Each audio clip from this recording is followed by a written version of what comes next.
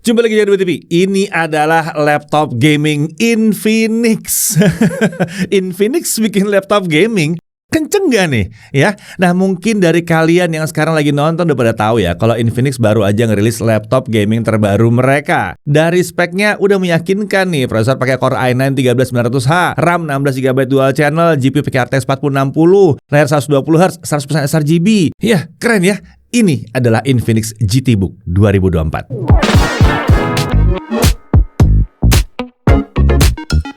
Ya, kayaknya udah lama ya Infinix nggak ngeluncurin laptop baru.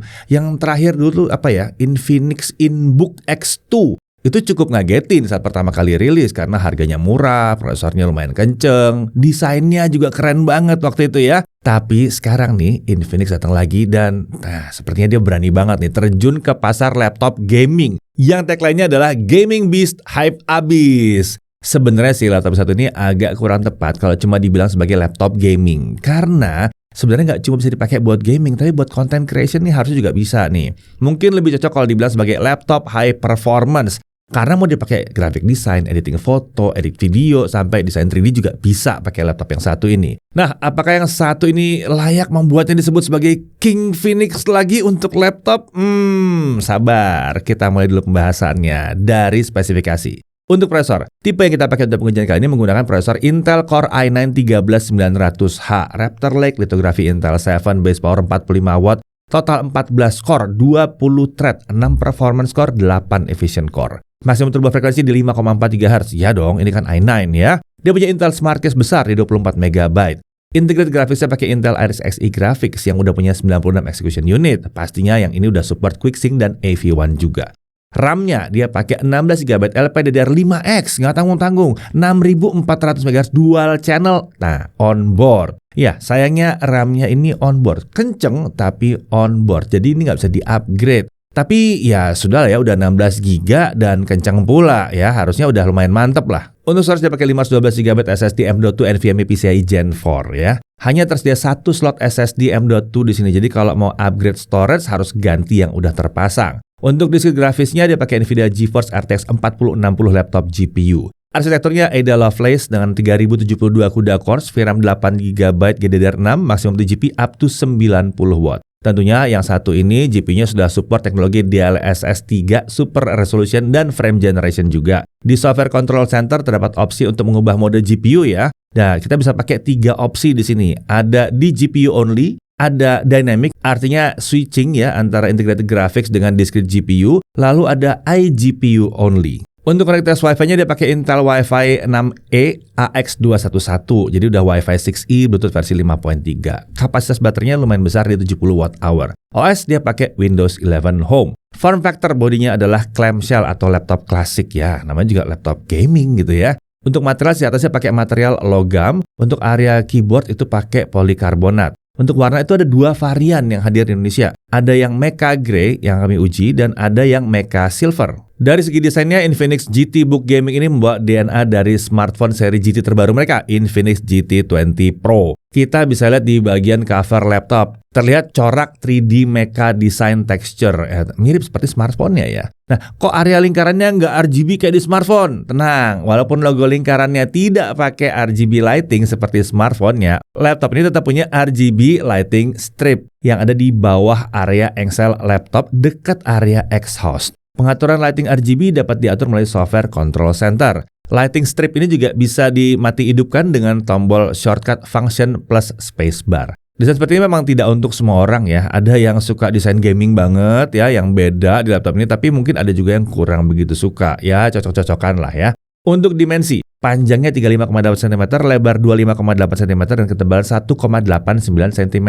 Jadi cukup tipis sebetulnya. Untuk bobot laptopnya aja di 2,01 kg, nggak terlalu berat. Lalu chargernya di 640 gram. Ini adalah charger 190 watt ya, jadi jelas ini bisa full power ya. Total bobotnya kalau dibawa-bawa dengan charger adalah 2,65 kg. Untuk display ini adalah panel IPS ukuran 16 inci, resolusinya Full HD+, 1920x1200, otomatis aspek rasionya 16:10. Refresh rate-nya adalah 120 Hz. Nah, menurut Infinix tingkat kecerahannya ada di 300 nits dengan color gamut di 100% sRGB. Kalau kita uji, peak brightness-nya ternyata tidak sesuai dengan apa yang dikatakan sama Infinix. Kita bisa dapat 327 nits ya. Lebih tinggi ternyata, sedikit lebih tinggi ya. Gamut coverage dari 96,5% sRGB dan gamut volume di 99,7% sRGB.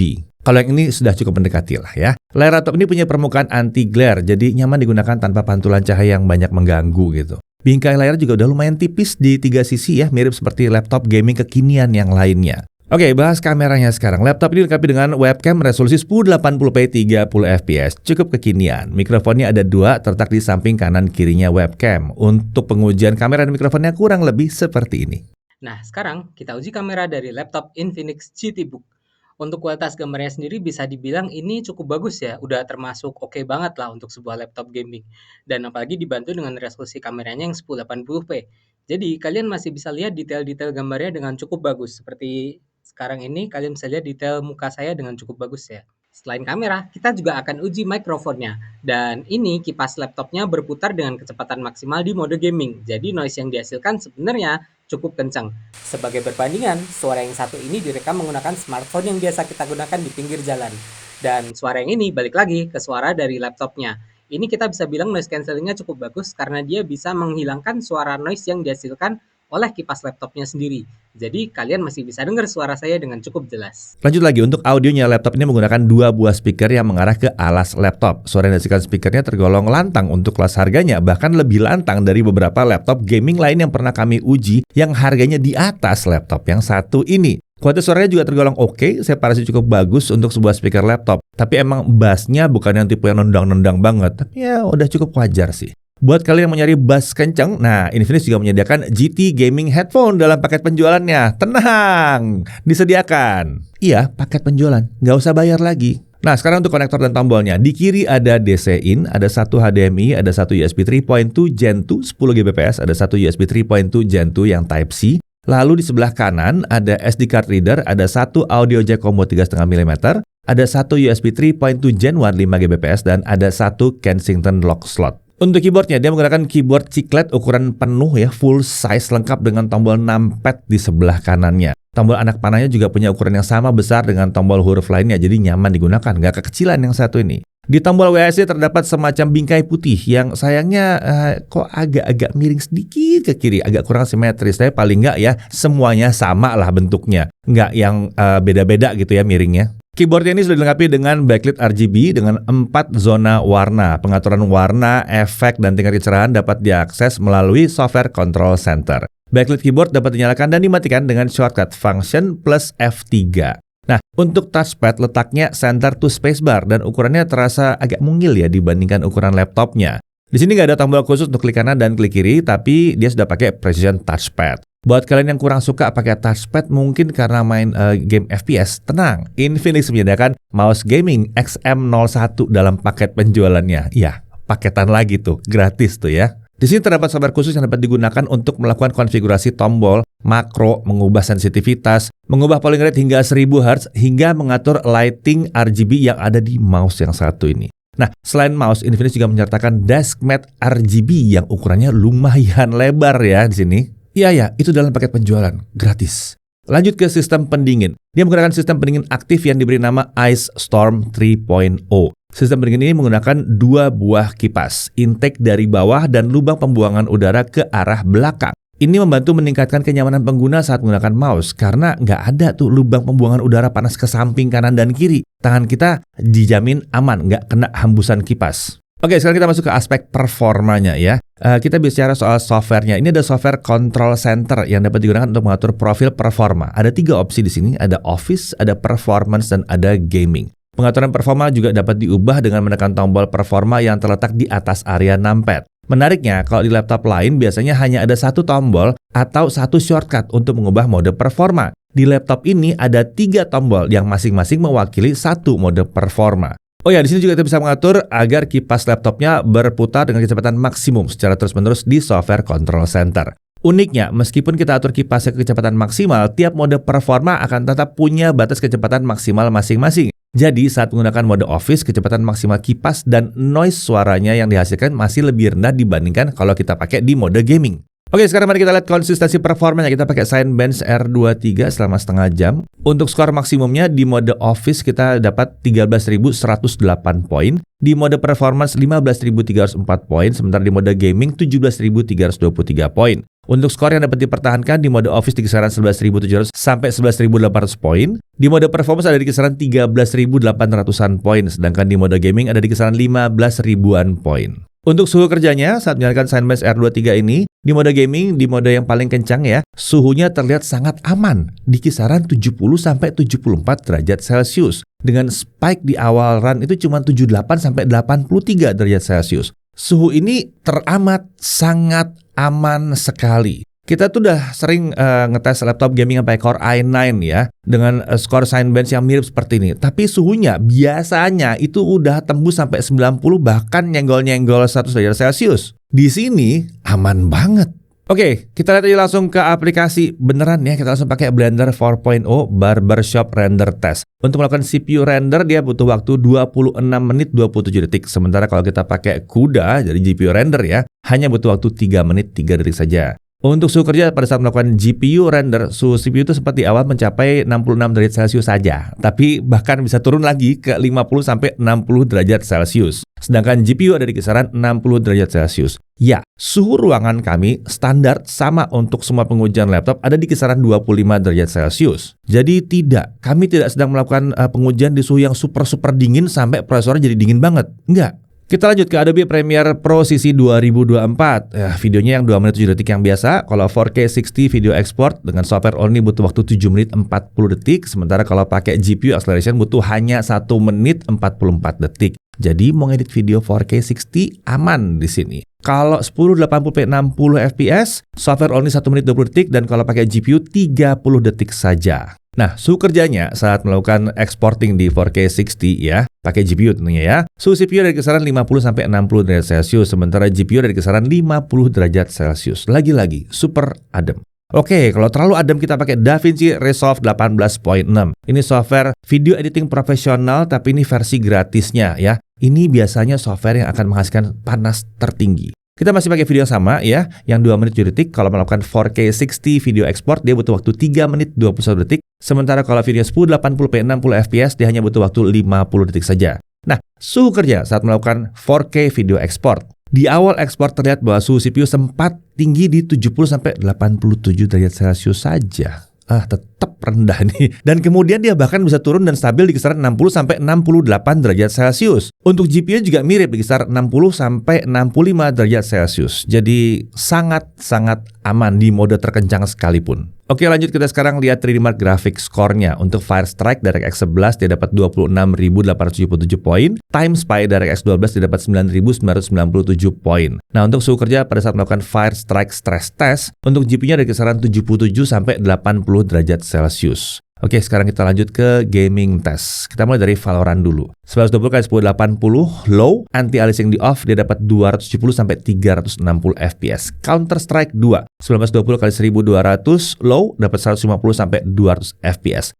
Oke, untuk Dota 2, 1920x1200 fastest, screen render di 100%, scene berat di kisaran 60-80 fps, sementara scene ringan itu mencapai 150-an fps. God of War 1920x1200 Ultra DLSS Quality dapat 55-65 fps. Shadow of the Tomb Raider 1920x1200 Highest Ray Tracing di High DLSS Quality dapat 90-110 fps. Cyberpunk 2077 1920x1200 preset Ray Tracingnya di Medium DLSS Performance 50-70 fps. Assassin's Creed Mirage 1920x1200 Very High DLSS taruh di Quality kita dapat 65-80 fps. Nah, untuk suhu kerja pakai Assassin's Creed Mirage selama 30 menit, CPU ada di kisaran 52-55 derajat Celcius. Dan sempat sesekali spike sih memang, tapi cuma sampai 63 derajat Celcius saja. GPU juga mirip, ada kisaran 55-60 derajat Celcius. Nah, ternyata nggak cuma suhu kerjanya aja yang rendah, suhu permukaannya ini juga rendah. Kita bisa lihat di sini ya, saat kita mainkan game yang tadi selama setengah jam, titik terpanasnya ada di area keyboard terletak di tengah dekat huruf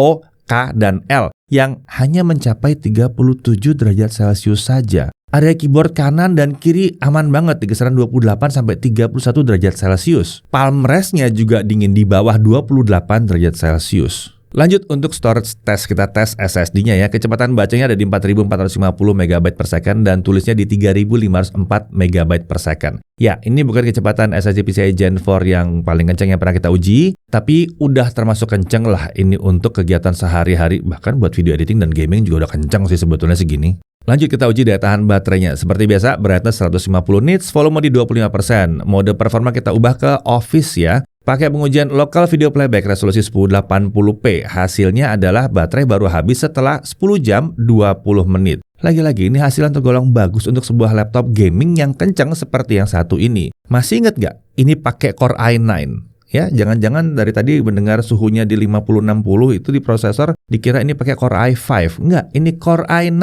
Lanjut untuk charging, 30 menit pertama terisi 28%, sementara untuk dari kosong sampai penuh itu butuh waktu 2 jam 45 menit. Uniknya, yang 45 menit ini hanya mengisi 5% terakhir saja. Jadi, durasi 2 jam pengisian itu baterai sudah terisi 95%. Seperti ini untuk menjaga kesehatan baterainya ya. Ya, biasanya kan standar kita akan bilang itu standar di 2 jam. Jadi 2 jam 45 itu sedikit lebih lambat dari yang kita harapkan. Oke, untuk harganya, untuk versi yang satu ini yang pakai Core i9, ini adalah 18.999.000 harga resminya. Harga resminya, ingat. Setiap pembelian Infinix GT Book ini kita akan mendapatkan paket bundling satu set gaming aksesoris yang dimana dalamnya termasuk GT Gaming Headphone, lalu ada GT Gaming Wired Mouse, dan ada GT LED Mousepad. Dan yang paling penting, ketiga aksesorisnya ini dilengkapi dengan RGB lighting. Luar biasa lah, gaming banget lah yang satu ini. Nah, selain bundling yang tadi, Infinix juga memberikan garansi resmi selama 2 tahun. Tapi coba deh kalian cek-cek. Sebetulnya kalau kalian browsing-browsing, kalian dapat harga berapa sih untuk yang satu ini? Tulis di kolom komentar ya. Itu kan tadi harga resminya. Oke, kita masuk ke hal yang perlu diperhatikan. Pertama, RAM-nya onboard. Jadi ini nggak bisa di-upgrade. Tapi ya untungnya udah dual channel, 16 GB. Dan ingat, karena dia onboard, otomatis dia pakai LPDDR yang kenceng banget. Jadi selama 16 GB udah mencukupi, sebetulnya itu sudah nyaman sekali sih. Kenceng banget soalnya. Lalu, durasi chargingnya tergolong agak lama untuk mencapai 100%. Tapi ya 2 jam udah keisi 95% sih, sebetulnya udah cukup ya. Kemudian untuk desainnya, ini masih tergolong yang gaming banget ya. Jadi ya cocok-cocokan. Apakah kalian suka desain seperti ini? Apakah kalian terasa mungkin, oh ya udahlah nggak apa-apa ya, matiin aja semua RGB lightingnya, udah oke buat saya. Ya itu kembali ke preferensi masing-masing. Kemudian dia belum punya konektor Thunderbolt 4 ya. Untuk saat ini memang si Thunderbolt 4 emang belum gitu banyak perangkatnya, tapi biasanya sih kita berharap ada di sini. Lalu dia belum dapat Microsoft Office yang aktif seumur hidup. Dari sisi menariknya, laptop ini laptop high performance tapi punya bobot yang tergolong ringan, cuma 2 kg. Dimensinya juga cukup tipis, di bawah 2 cm. Prosesornya udah langsung pakai Core i9 yang super kencang, punya 14 core, cocok banget buat multitasking. Gila-gila multitasking, gak ada masalah di sini ya. Mau buat gaming e-sport, CS2, Dota 2, ini mah lancar banget di sini. Lalu discrete GPU-nya pakai Nvidia GeForce RTX 4060 ya. Ini kenceng. Mau main game apapun nggak ada masalah, dilibas semuanya. Mau jadi content creator pakai di sini, mau dihajar pakai 4K 60 nggak ada masalah ya. Video editing kenceng di sini. Layarnya juga keren, 100% sRGB, 120 Hz, speaker juga mantep untuk kelas harganya. Lalu dia udah punya slot SD card yang full size. Ini cocok banget buat kalian pakai kamera kelas profesional. Ya tinggal colok aja itu SD cardnya ke sini, beres. Mau transfer cepat, nggak usah ada tambahan aksesoris card reader lagi. Lalu ini penting banget, suhu kerja CPU dan GPU ini rendah. Untuk performance ini rendah. Ini mungkin yang paling rendah yang kami lihat tahun ini. Aman banget untuk dipakai di mana saja. Mau dipakai di luar ruangan ya, tapi jangan di bawah terik sinar matahari juga ya. Maksudnya di ruangan yang tidak ber-AC pun harusnya ini cukup aman. Lalu daya tahan baterainya, untuk performanya dia tergolong bagus. Terutama untuk laptop gaming ya, yang pakai RTX 4060 gini. Wi-Fi-nya Wi-Fi 6E udah future proof, paket bundlingnya ini melimpah ya. Dan nggak terasa murahan, bundlingnya nggak kayak asal disisipin aja. Nggak, beneran terasa punya kualitas yang oke. Jadi, Infinix GT Book ini cocoknya buat siapa sih? Pertama, jelas untuk gamer yang nyari laptop gaming yang kencang tapi budgetnya masih cukup terjangkau lah di sini.